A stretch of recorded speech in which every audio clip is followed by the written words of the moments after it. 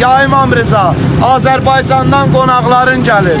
Ağa hərə bir hacətlə gəlib. Ağa hərə bir müşküllə gəlib. Ağa hərənin bir xəstəliyi var, bir mərizi var, bir mərizəsi var, bir çətinliyi var. Ya İmam Rıza, səni and verirəm o 2 nəfərə, səni and verirəm Nənül Zəhraya, and verirəm oğlum İmam Cavada.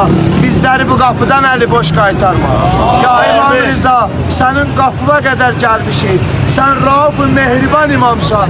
Ya İmam Rıza, sənə yaraşmaz ki, sən bizi öz qapından geri döndərəsən. Ağa, Nənün Fatimə-i Zəhranın haqqı bizi qəbul elə. Oğlun İmam-ı Cavadın haqqı bizi qəbul elə. Ya İmam Rıza, bu qapıdan əli boş qaytarma bizləri. Ya İmam Rıza. Rəbbiniz dedi, mənə dua edin, mən də sizə cavab verim. Həqiqətən mənə ibadət etməyə təkəbbür göstərənlər cəhənnəmə zəlil olaraq girəcəklər.